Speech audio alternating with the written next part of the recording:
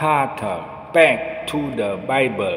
Jika kita tidak percaya kepada kebenaran Tuhan yang menyelamatkan manusia, berarti kita percaya kepada dusta iblis yang menipu, menyesatkan, dan membawa kepada kebinasaan yang kekal. Yesus Kristus Tuhan, seri yang ke-9. Alkitab menyatakan Yesus Kristus Tuhan. Ada seorang saudara kita menanyakan demikian, apakah di dalam Alkitab Anda betul bahwa Yesus adalah Tuhan? Cerdaslah dalam beriman dan temukan kebenarannya. Ada banyak ayat-ayat di dalam Alkitab yang menyatakan Yesus itu Tuhan. All about Jesus. Semua tentang Yesus. Yang pertama, Yohanes 1 ayat 1-3. Pada mulanya adalah firman.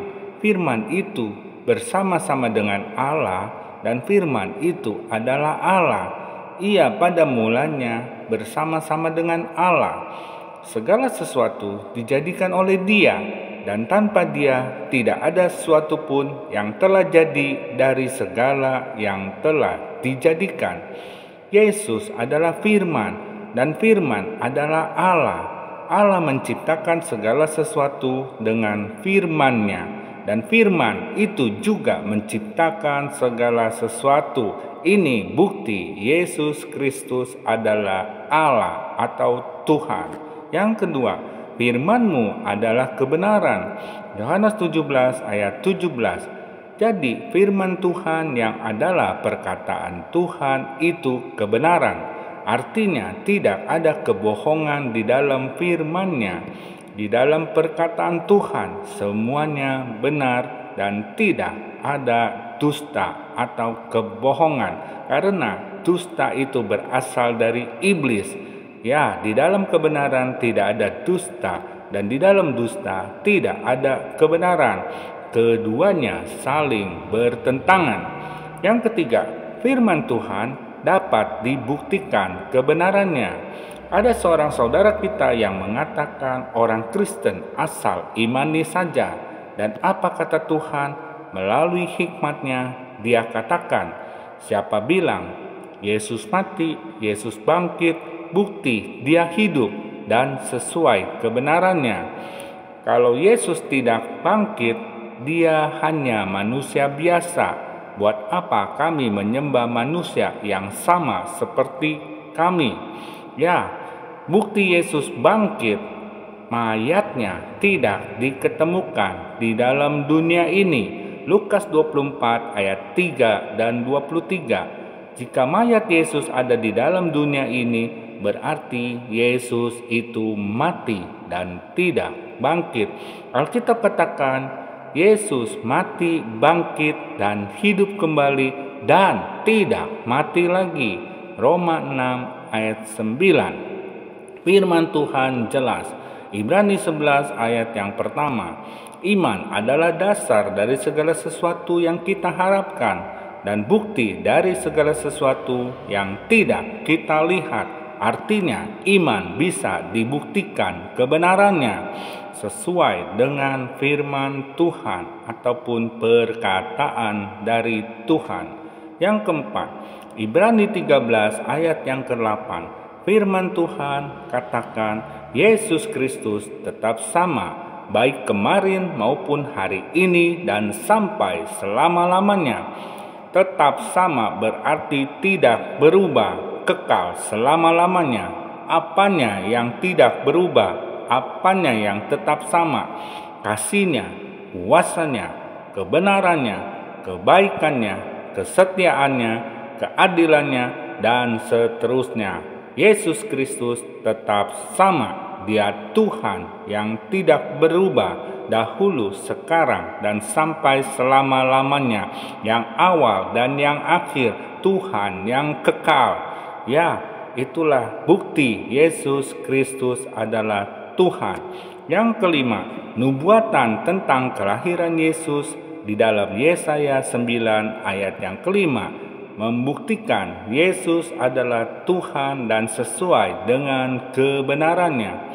Sebab seorang anak telah lahir untuk kita, seorang putra telah diberikan untuk kita. Lambang pemerintahan ada di atas bahunya, dan namanya disebutkan orang penasehat ajaib, Allah yang perkasa, Bapa yang kekal, Raja damai. Ada yang mengatakan ini nubuatan, tetapi kenapa dikatakan telah lahir? Berarti bohong dong. Ya, mengapa dipakai kata telah? Yesus sebelum dia lahir ke dalam dunia telah ada di dalam dunia, itulah firman. Jadi telah lahir itu tetap berarti nubuatan Tuhan untuk kedatangan Yesus yang akan lahir ke dalam dunia. Terbukti di zaman Yesaya, Yesus belum ada, tetapi firman sudah ada dari awal dunia dan di zaman Yesaya. Jadi dipakai kata telah lahir berarti Yesus sudah ada di dalam dunia. Sebelum dia lahir, Yesus telah ada, itulah firman, firman yang kekal. Yesus adalah firman.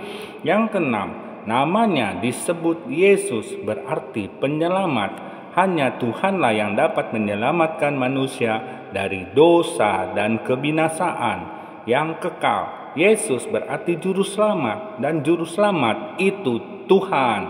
Matius 1 ayat 21, Ia akan melahirkan anak laki-laki dan engkau akan menamakan dia Yesus, karena dialah yang akan menyelamatkan umatnya dari dosa mereka.